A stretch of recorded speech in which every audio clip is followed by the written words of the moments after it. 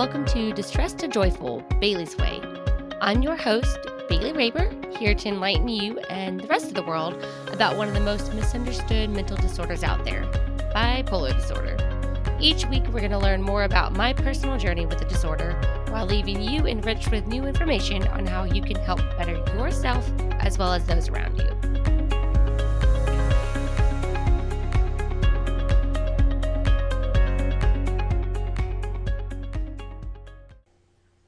Hey friends! I've got a few announcements before we get started with the show for today. First of all, excuse my voice. Oh my goodness. You can probably hear like the scratchy or like it sounds probably croaky right now to y'all. Yeah, I live in Houston, Texas. For those of you who don't know, allergies here are a real pain.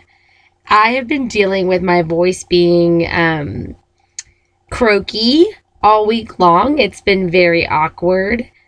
It makes me feel like, it sounds like I've been smoking a pack of cigarettes a day for the last 5 years, which is nothing of the such, but that's how it sounds to me. So apologies, because this is a very important episode.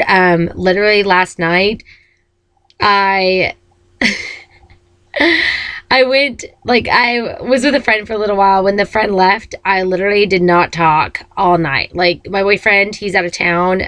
He FaceTimed me for 10 minutes, and then I didn't talk from probably 10 p.m. last night until 2 p.m. today to see if that would, help with the voice, and it helped only slightly.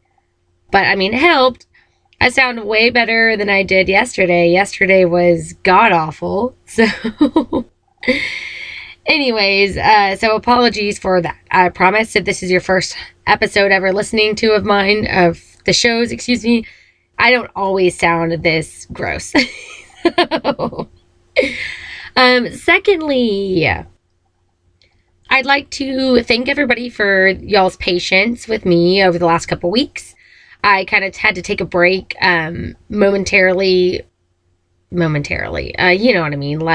Just a small little pause in the releases of the episodes because I had to move, unfortunately, and also fortunately at the same time.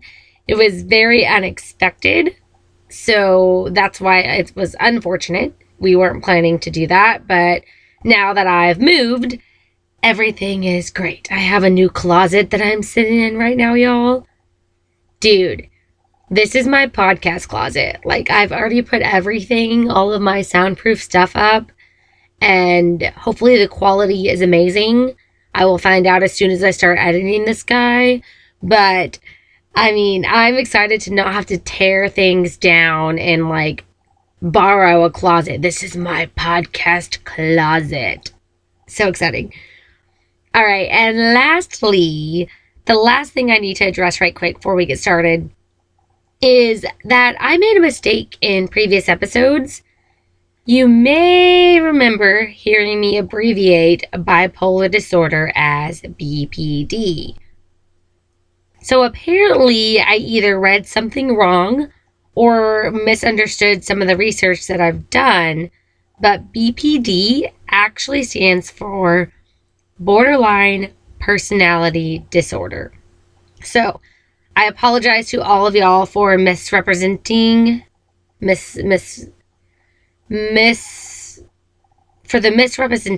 Good. Why was that so awkward? Sorry. I apologize to all y'all for the misrepresentation and for confusing the two disorders. A friend of mine, Laura Rooney, she actually caught that mistake. Thank you, by the way, once again. And I just wanted to make sure that I addressed it. And now for the third announcement is that actually I'm going to be taking on guests to interview on the show. Yeah, that is right. Guest speakers. Woohoo! So Laura's going to be my first guest on the show, and she and I are going to talk about borderline personality disorder versus bipolar disorder. So she's been affected by that secondhand. A family member of hers has BPD. And so we're going to discuss the differences between the two as well as the similarities, because she's done a lot of research on BPD, just as I've done a lot of research on bipolar disorder. And she actually informed me through all of her research, she's found that there are some similarities with the two disorders to where they often get mixed up and confused. So that would probably explain why I, messed up and called bipolar disorder BPD. And, when she and I had like a 2-hour long phone call the other day and talked about this. And, when she explained BPD to me and how that works, and then I was like, oh, maybe that's why I got them confused. And she was like, yeah, it actually happens a lot. I was like, huh. Sigh of relief. I'm not an idiot. It's just this is something that does actually happen. People do confuse the two. So that is why she's going to be on the show in the next couple weeks to help us learn the differences. So if you or someone you know has a mental health disorder and a story or journey that you'd like to share, send me an email at whatisheybales.doing. Heybales is HEYBAILS. So whatisheybales.doing at gmail.com. So just shoot me an email with a brief summary of your story or journey, and I'll add you to the pot of considerations for guests on the show. And I'll reach out to those, and we'll get that all rolling. Now that I've gotten all of that out of the way, let's dive on into today's show. We're going to talk about more of the social stigmas regarding bipolar disorder. Dun, dun, dun. I feel like I should have added some, scary, suspenseful music right there, because this topic tends to be very scary for lots of people. It definitely used to be very scary for me. So, in succession from the previous episode, we're going to move right on into stigma number 3. And also, I don't think I noted this previously, but there's no ranking order of stigmas. There's not 1 to 5 on worst to least worst on stigmas. All stigmas are not okay. Just so you know, I just numbered them for my own purposes for this show and to hopefully help you guys. I'm really organized. That's just who I am. So, number 3, people with bipolar disorder are seeking attention and trying to manipulate you. So, before I move into my thoughts on this one, I'm going to read 2 little paragraphs from psychcentral.com, which states, some believe that when individuals with bipolar disorder are expressing thoughts or feelings of mania, depression, or suicide, that they're just exaggerating or being calculating. This leads to people to be dismissive and to withhold their support. They worry, too, that by expressing their love, that they're just enabling the person. They assume that they need to wait until the person's behavior supposedly improves, or until they understand the consequences of their behavior, Fink said. But consequences don't change bipolar symptoms. Period. Ooh, that last part gets me. Consequences don't change bipolar symptoms. So don't get me wrong. I know that I can be over dramatic at times. Okay, let's be real here. I am sassy and dramatic as hell. But when I'm down in a depressive low or I'm riding up into a manic high, what I'm expressing is what I'm actually feeling in that moment. I've had many people try and do exactly what they're talking about in this article. Withhold their support and be dismissive towards me while I'm in some agonizing pain. And guys, more often than not, The people closest to me were the main ones doing this.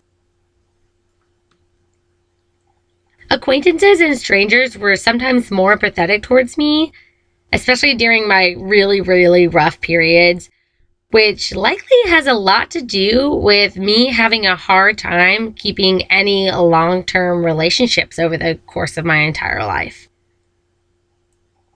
And just a reminder that relationships aren't just romantic.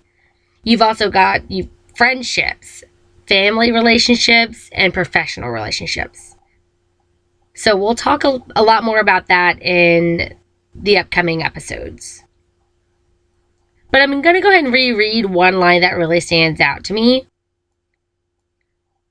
They worry, too, that by expressing their love, they're just enabling the person. So, yes, there are some certain circumstances in which you can enable a person. Check out the bonus content from episode 12 for some real life example on that one. But showing them empathy and love is not enabling, guys. It's not. That's actually exactly what we need from you at the moment. Y'all, I can't even express to you enough how important it is to show affection and empathy towards someone you know when they are struggling, aka depressed, anxiety attacks, manic highs, whatever it is.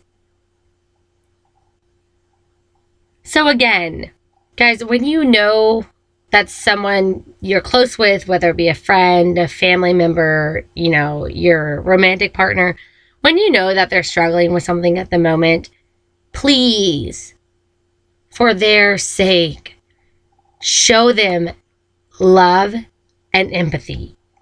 Again, because that is what they need in that moment.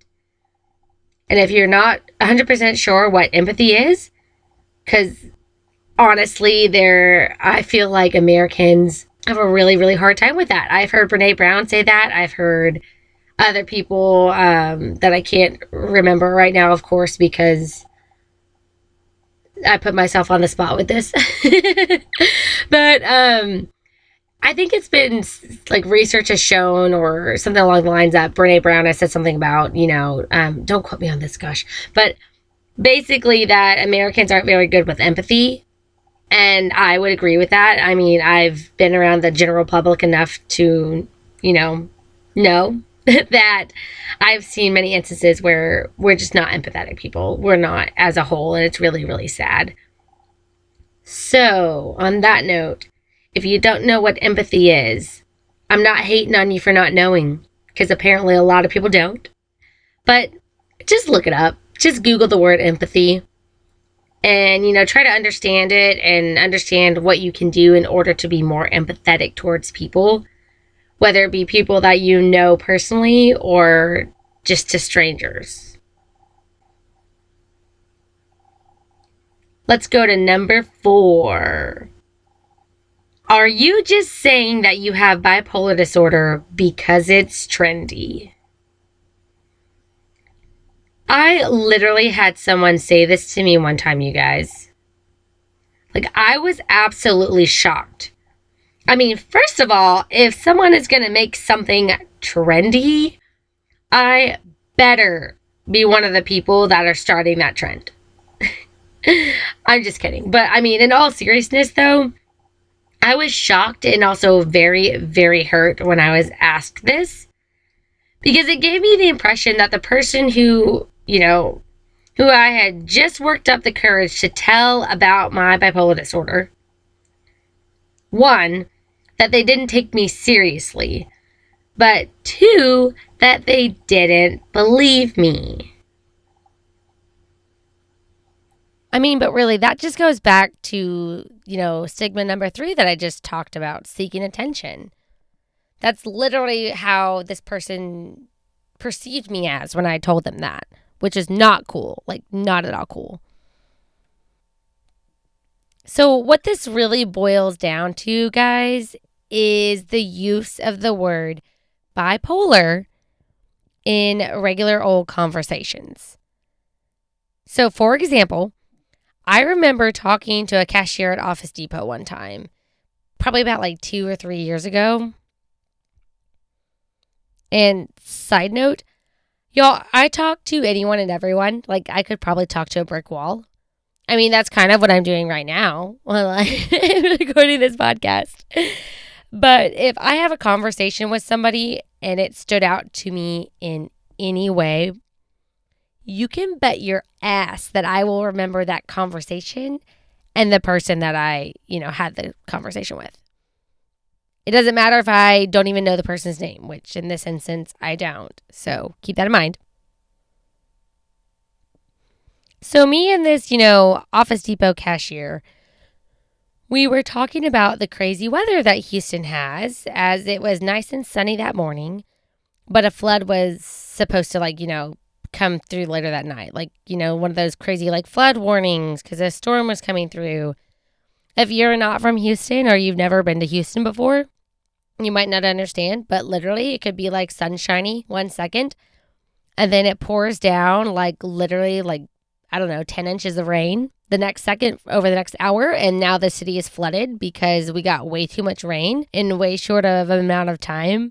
And we're a concrete jungle and there's nowhere for the water to go. So we just flood. It's not the most fun, but we deal with it. That's just, what we do. But we were talking about that, and I remember him saying, yeah, the weather here in Houston is just so bipolar.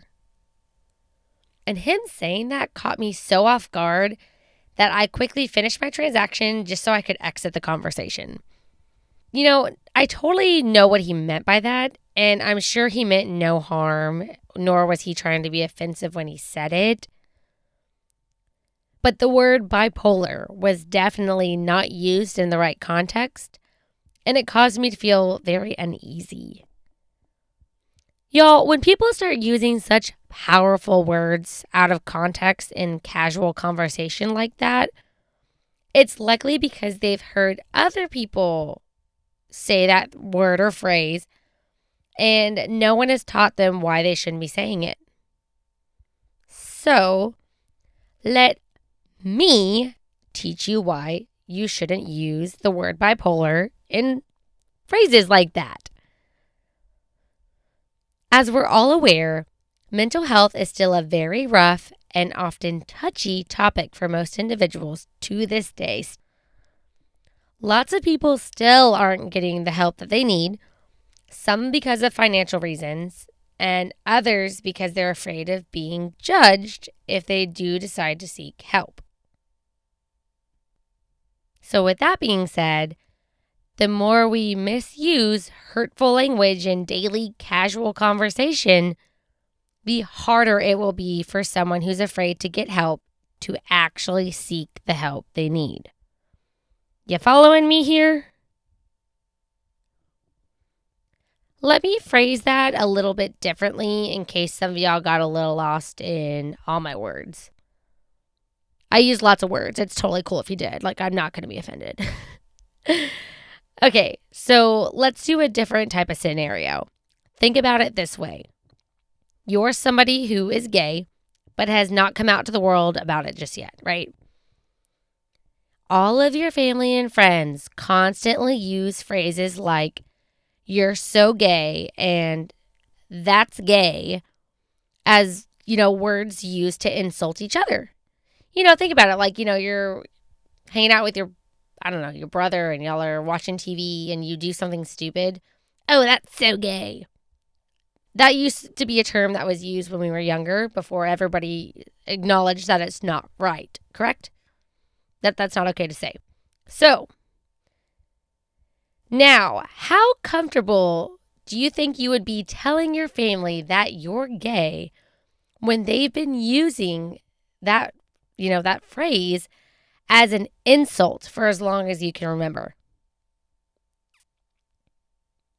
If you need to, pause this episode and imagine yourself in that exact scenario for just a moment.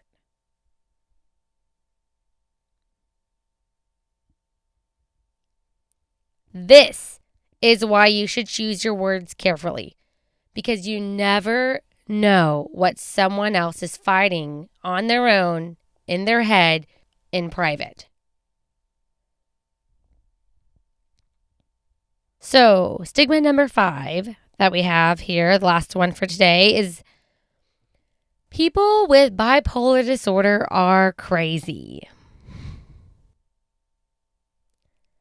You probably just heard that sigh that I just, spat into the microphone on accident. But this one, guys, this one really hurts for a lot of reasons.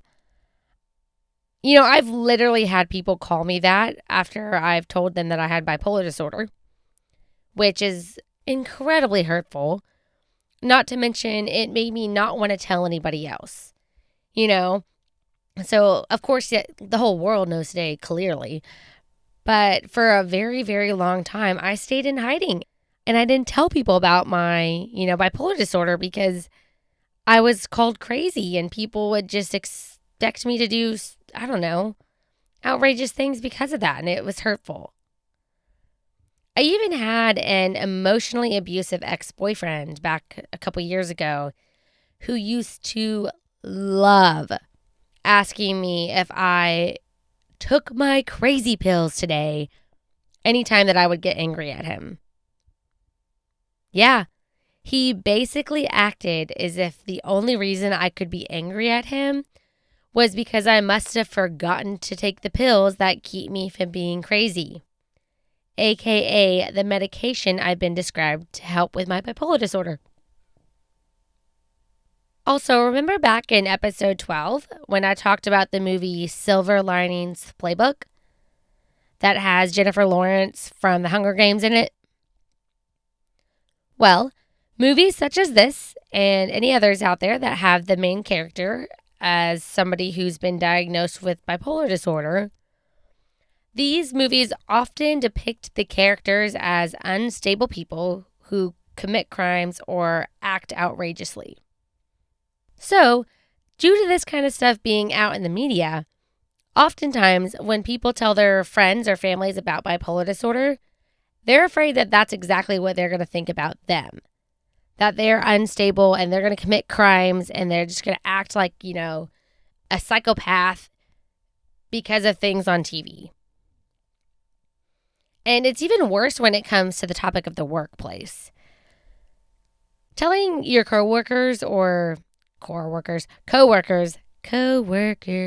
coworkers, or your boss about your bipolar disorder, it can be scary because, we're afraid of discrimination against it. That has been a fear of mine for more than a decade, y'all. I have literally only told 2 of my employers, 2, over the past, 10 plus years of me being a working class citizen, that I have bipolar disorder. And one of the 2 times, it totally bit me in the ass, and I did, in fact, face some discrimination in the workplace because of it. And on that note, I'm going to make this very, very clear because I don't want to scare anybody away from staying and hiding about your disorder. I think it's very important to be open about it. But the workplace where I faced discrimination was also an extremely toxic work environment that I was unaware of until I got out of it. So in healthy workplace environments, your employer will not think of you any differently. They'll understand, that we all have our own struggles and we all face our own problems in life. And we all deal with them effectively in our own way, My current place of employment knows about this podcast, and they're actually really supportive, which is a huge sigh of relief, as well as like a little rejoicing moment for me, especially considering what has happened in the past. But again, I don't want to scare anybody away from staying and hiding. That's the whole point. The whole point of talking about these social stigmas right now is to help everybody understand that there's nothing to be scared of. Whether you have bipolar disorder or whether you know somebody who has it, there is no reason to treat that person any differently. We are just like everybody else. We face some things a little differently than most people, and our moods are sometimes a little more, swingy than others. But as long as you're actively taking care of yourself, bipolar disorder should not affect you in such a way that you are different than others. It's actually more of a gift, in my opinion. I know Kanye West has recently come out about his bipolar disorder, and he actually has a whole album about it. It's called like Kids See Ghosts. It's a collaboration album with somebody or another. I was listening to a couple of them the other day, and he talks about how, bipolar disorder, it brings out the creative side in him. I agree with that 100%. If any of you know me, you know how creative I am. I sew my own clothing. I make costumes. I do all of the crafty things under the sun. And the most productive I am with all of those things is usually when I'm towards, the manic side of the spectrum. Maybe it's not full-blown mania, but I'm, more up in the direction versus down. And I get so much accomplished and create so many beautiful things. So to anybody out there who's got bipolar disorder, who's struggling with accepting it as part of yourself, I want you to sit down and I want you to think about all of the activities that you do in your spare time. Whether it be fitness, reading, sewing, crafting of any sort, music, any type of creative realm type stuff, you know what creative stuff is. I'm not going to go into detail on that. But think about those things that you do for fun and as a hobby, and think about which ones that you are, very, very good at. And then the next time you feel uneasy about your bipolar disorder, I want you to stop and I want you to think about, the activities that you do very well, and think of that as your superpower. Think of those as, had you not had bipolar disorder, you might not be the creative genius you are at whatever craft it is that you do. That might not be, scientifically proven or anything. Maybe it is. I'll do a little more research and get back to you guys on that. But honestly, I think that the creativity that comes from those of us who have bipolar disorder, because, our brains are wired a little differently, is our superpower. There's nothing wrong with us. We're creative and cool as shit. So, but also another thing that I recommend is that if you are struggling with telling people about your bipolar disorder, or if you know somebody who is struggling with telling other people, being open about their bipolar disorder, share this podcast, and more specifically this episode along with episode 12, directly with any friends and family, or, just publicly on social media to help get the word out so we can start to, kill off these stigmas. Because I don't know about you, but I would love for these stupid social stigmas to just start disappearing. And you can help that by sharing this with as many people as possible so that we can help educate the general public. I hope that when you heard me say, you can help, that you literally pictured Uncle Sam, on those posters. Only you can do this. I don't know. That's just kind of what I felt in the moment. That's the vibe I was feeling from that. If not, then that's awkward. Anyways,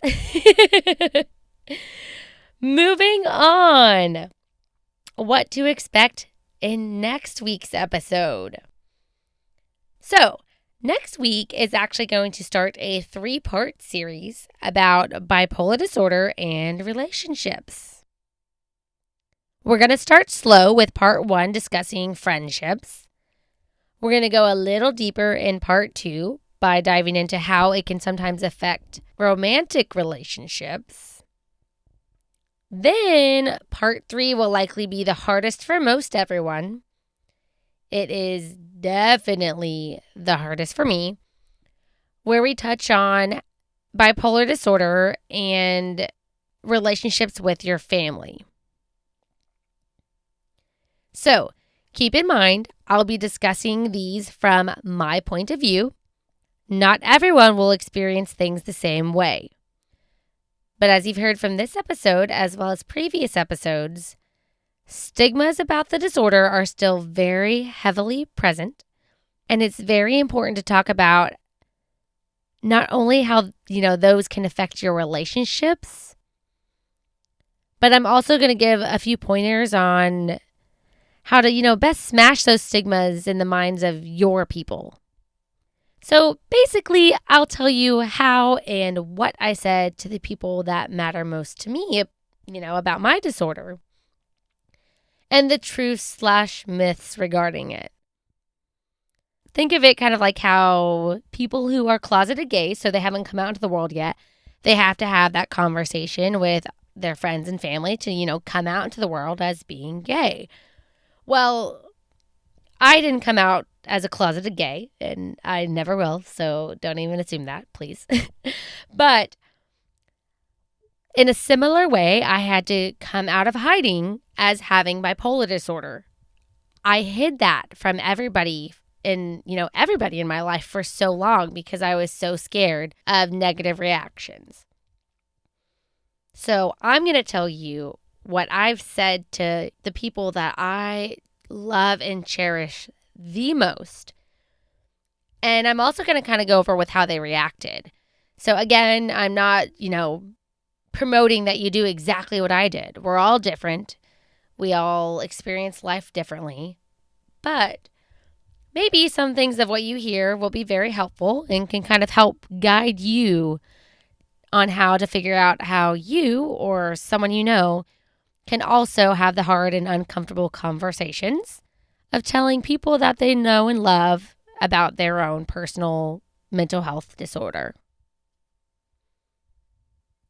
So, don't forget to send over your questions. Remember, questions. I'm still taking questions. Laura's was not a question. Hers was a concern because I made a mistake. So, if you have a concern, if I made a mistake in one of these episodes, dude, please tell me. I would appreciate it so much because as you can see, I like to address when I make mistakes. I think that's very, very important. And if you have any questions for me that you would like me to address, especially, in the upcoming episodes about relationships with friends, family, and, romantic partners, please don't hesitate to reach out. I will be happy to answer those. Also, don't forget to send over your stories and journeys with your own mental health. Seriously, I am looking forward to going through all of y'all's stories and talking to y'all and getting some more guests lined up. I'm so excited. So excited. I hope you can just feel the excitement through my voice. Probably not. It's croaky today because allergies. So again, you can reach out to me via email at whatisheybellsdoing@gmail.com. You can also find me on the website I have, which is whatisheybellsdoing.wordpress.com. And follow Distress to Joyful Bailey's Way on both Instagram and Facebook in order to stay updated with the latest information pertaining to the show. But until next time, take it easy, stay grateful, and be joyful. Bye.